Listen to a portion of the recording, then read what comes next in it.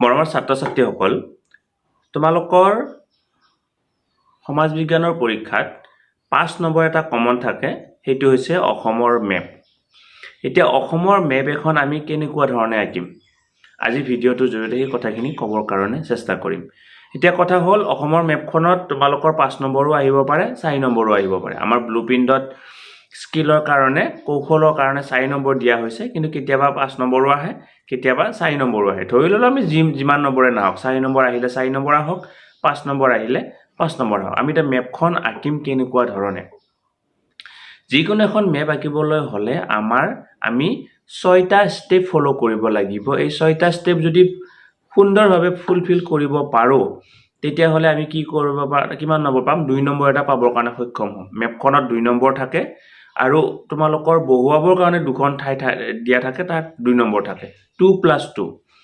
আৰু ধৰা হ'ল এই কেতিয়াবা 3খন ঠাই বহুৱাব দিয়া থাকিলে 2 + 3।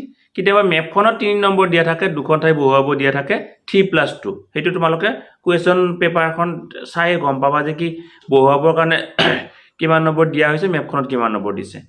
মেপখন আঁকিবলৈ হ'লে প্ৰথমতে তোমালোকে কি চাব লাগিব? বাউণ্ডেৰীটো চাব লাগিব। মেপখনৰ যিটো বাউণ্ডেৰীটো 1 নম্বৰ। 2 নম্বৰতে মেপখনৰ ওপৰত কি দিব লাগিব? এই নামটো লিখিব লাগিব, অসমৰ মানচিত্ৰ বুলি। মৰমৰ ছাত্ৰ-ছাত্ৰীসকল, আমাৰ যিটো হোৱাটছআপ চেনেলটোত যদি তোমালোকে এতিয়ালৈকে জইন হোৱা নাই, ভিডিঅ'ৰ ডেছক্ৰিপশ্যনত লিংক দিয়া আছে, তাত গৈ জইন হৈ লোৱা। সেই লিংকটোত জইন হৈ ল'লে তুমি আমাৰ ইতিমধ্যে কেনেকুৱা ধৰণে মেপ এখন আঁকিব লাগে, বা আমাৰ ইতিমধ্যে আমি এখন কমন কুৱেশ্যন পেপাৰ দিছোঁ, কমন লং কুৱেশ্যন দিছোঁ, বা আন এই এক্সাম ৰিলেটেড ইনফৰমেশ্যনবিলাক ইতিমধ্যে যিহেতু আৰু 4টা এক্সাম তোমালোকৰ আছে, সেইখিনি পাবৰ কাৰণে সক্ষম হোৱা। ভিডিঅ'ৰ ডেছক্ৰিপশ্যনত থকা লিংকটোত গৈ তোমালোকে জইন হৈ লোৱা। 3 নম্বৰতে হ'ল চাৰিসীমাটো, অসমৰ চাৰিসীমাটো লিখিব লাগিব। 4 নম্বৰতে হ'ল নৰ্থ চাউথ এৰো, পূব পশ্চিম উত্তৰ দক্ষিণটো দেখুৱাই দিব লাগে। এতিয়া পূব পশ্চিম উত্তৰ দক্ষিণটো দেখুৱাই দিয়াৰ এটা ছিষ্টেম আছে। সেইটো কোন চাইডে দিবা? ৰাইট চাইডে দিবা নে লেফ্ট চাইডে দিবা? তাৰ এটা ছিষ্টেম আছে, সেইটো তোমালোকে জানি ল'ব লাগিব। তাৰপিছত হ'ল ইণ্ডেক্স মানে হ'ল এই যে মেপত এইটো দিব লাগিব। ধৰক মাজুলী বহুৱাব দিছে, গুৱাহাটী বহুৱাব দিছে, কেনেকুৱা ধৰণে বহুৱাবা, সেই ইণ্ডেক্সটো কেনেকুৱা ধৰণে লিখিবা, সেইটো হ'ল। আৰু একেবাৰে শেষত তলত ফিগাৰ লিখিব লাগিব, চিত্ৰ লিখিব লাগিব। ইংৰাজীত হ'লে ফিগাৰ, অসমীয়াত হ'লে চিত্ৰ। যে কি চিত্ৰ?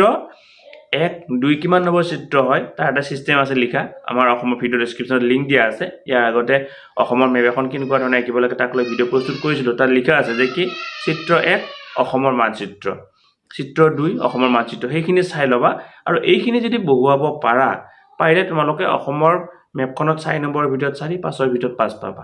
এতিয়া মাজুলী যে বহুৱালা, এই মাজুলী অসমৰ মেপখনত যি ঠাইত মাজুলী হয়, মাজুলী তাতে দিলা, তাত তুমি কি লিখিবা? মাজুলী বুলি লিখিবা নে বেলেগ কিবা দিবা?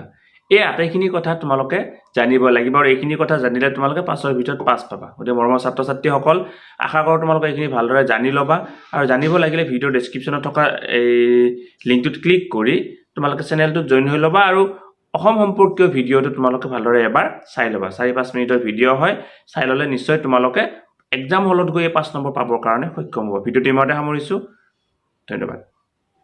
শ্ৰদ্ধা ছাৰ বাইদেউসকল, নলিনীকান্ত ডেকা নামৰ ইউটিউব চেনেলটো হৈছে এটি শিক্ষামূলক ইউটিউব চেনেল। এই চেনেলটোৰ জৰিয়তে আমি শিক্ষক, ছাত্ৰ-ছাত্ৰী, অভিভাৱক আৰু বিদ্যালয়ৰ কাৰণে উপযোগী কিছু ভিডিঅ' প্ৰস্তুত কৰিবৰ কাৰণে চেষ্টা কৰোঁ। আপুনি যদি আজি পোনপ্ৰথমবাৰৰ কাৰণে এই চেনেলটো চাইছে, অনুগ্ৰহ কৰি চেনেলটো ছাবস্ক্ৰাইব কৰিব আৰু অল নটিফিকেশ্যন প্ৰেছ কৰি থ'ব।